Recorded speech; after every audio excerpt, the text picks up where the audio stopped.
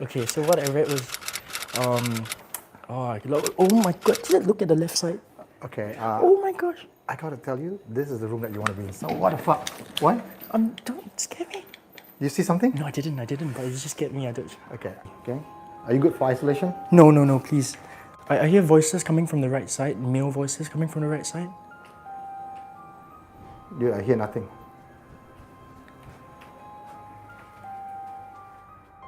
I really don't feel good. It's getting a... Is anyone here? What did you find? You are listening to Supernatural Confessions.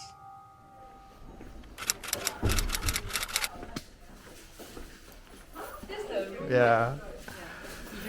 Hi, so this Yeah. is our room. You wanna have a look? Yeah. This is our artwork. So basically, it's kind of like a dollhouse, or we try to make it more familiar to everyone here because it's Asian themed.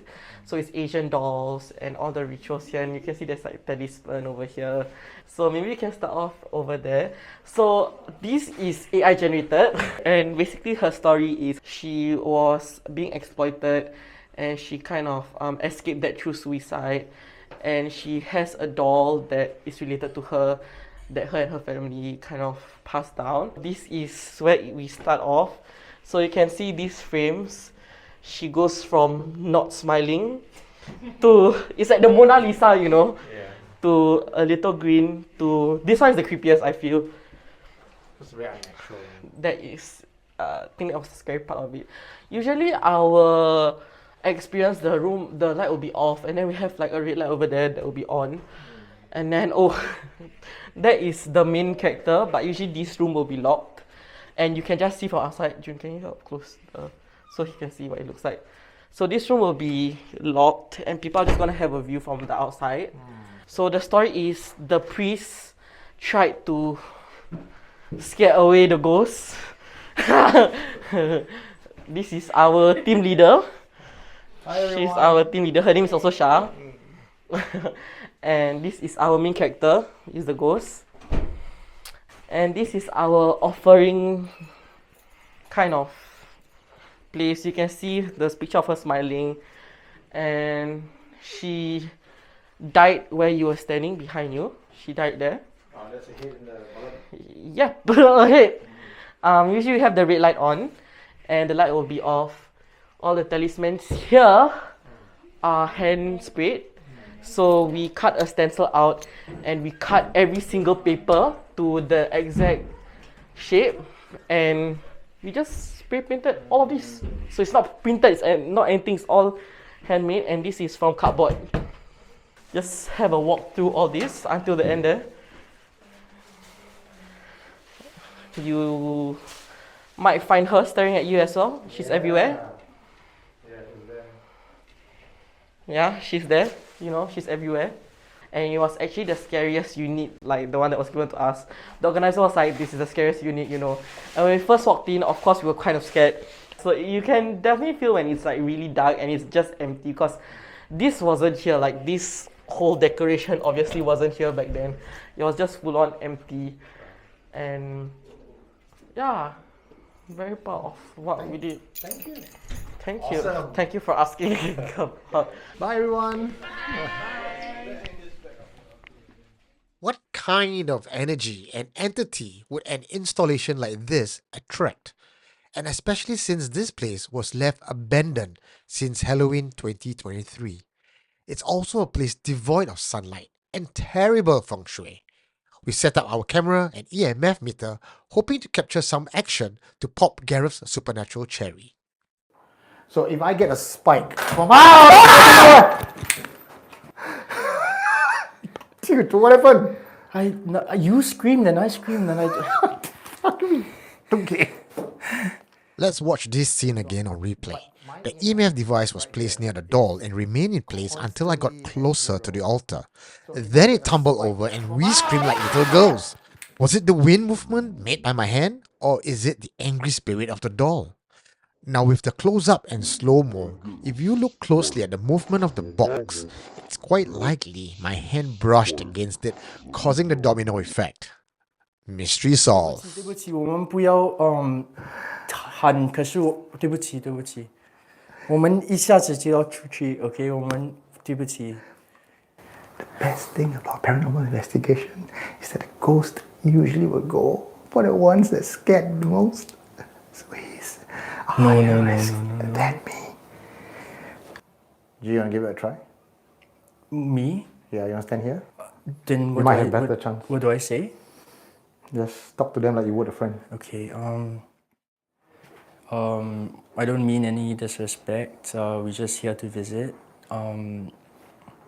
If you'd like to make a bit of contact with us, please touch the EMF over there. If not, it's fine as well. We respect the space and we'll be gone in about a few minutes' time. Gareth did his isolation, and I was hoping that his nervous energy would attract the spirits to us, but he didn't have much luck either. Then I spotted a sign that gave me an idea. Oh, what's this? Oh, check this out. There's some rules about a doll. Keep the music playing at all times. Do not stare at the doll.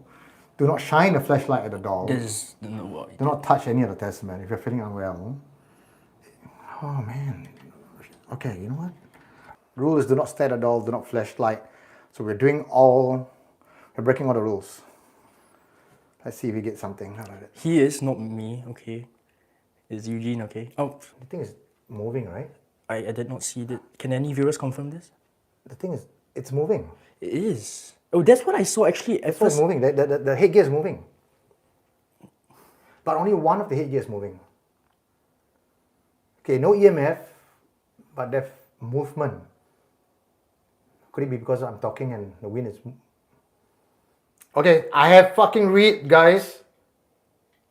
My EMF just spiked. Okay. Okay, so I think it's not so much the photograph, but this doll itself, there might be something in it. The moving doll bits, I'm willing to disqualify that as the movement of air from my breathing in close proximity. What's harder to explain is a spike in the EMF meter right after I said there was no reading. If it was reading the radiation from the mobile phone, then the spike should have been consistent throughout the recording. I'm not getting any read the same way I got it just now when it's here and the phone is away. Okay? So near enough, like this is very near. Okay, I'm getting 1 dot, 2 dot. Okay, I'm putting even nearer and I'm getting barely 2 dots. Okay. But it was here just now and there was a spike. Okay. Thank you. 谢谢. Okay, I'm happy with this spot.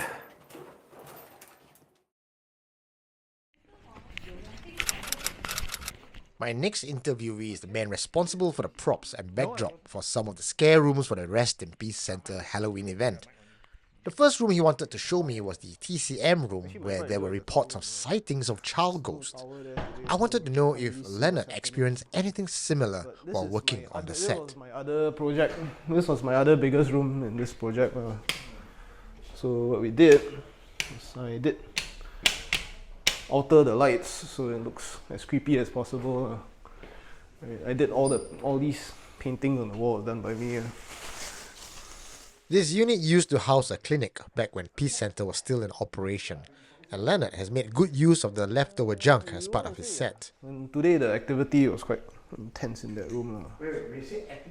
Things got really interesting when Leonard pointed out what appears to be a secret back room without a proper door. This spot was also significantly colder than the rest of the unit. Even though he personally hasn't encountered anything face to face, the others on the team would avoid this room completely because of its creepy vibe. You can see right, from this whole structure, right, they actually only knocked out this part. It's not a doorway. It's not a doorway. So actually this room actually probably used to be hidden. And the problem, the reason why the walls are all exposed like that is because it's covered in lead shielding. If we kept a rational mind, this could perhaps be an X-ray room. But why the hidden door? There were also rumors of a clinic in Peace Center offering illegal abortions. Could this be the place? Leonard shares his personal encounters that cannot be explained with science. You can hear extra noises and stuff. Right. So when this room was still in operation, full operation, right, we used to play a recording, right? So the recording was of this guy reading out some medicinal journal, and then after that, there's a sound of him pounding herbs. Right. So throughout the month, I noticed that he was actually saying more and more things in his recording. So the recording seemed like just getting longer and longer, and he's like saying words, right, that are not part of the script. And there's extra noises in the pounding. So the pounding can be like that, right? The pounding can be like that, right? Then after a while you hear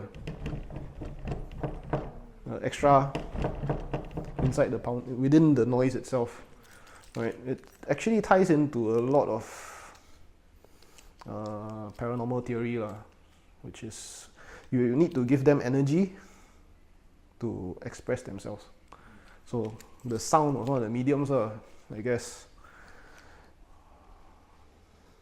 So for the kitchen was very interesting because it's not generally haunted or creepy or anything, right? But there were a few times I was working here alone because I work here alone a lot, so the room that I was in the most was this our holding area. Right, so this is the holding area. So there was one day I was here, I was setting up some electronics here, right? I heard a knocking, like from here, like that. Then I was like, hey, go away lah, please. Then after that, I heard it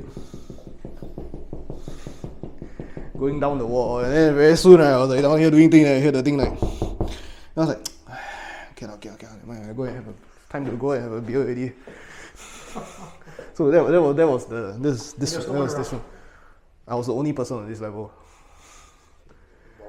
I mean, you can see that maybe the sound came up from upstairs, but then the fifth floor and everything is locked. Third floor is nobody's doing any like. And it came right beside you on the wall. Yeah, and the sound was just right next to me. Okay, but level 4, because they turned it into the haunted house, right? It made it worse. They decorated the place well, too well, to the point that it almost like brought back some things. Could the props used to create a scare generate the right kind of frequency to invite the spirits here for buffet?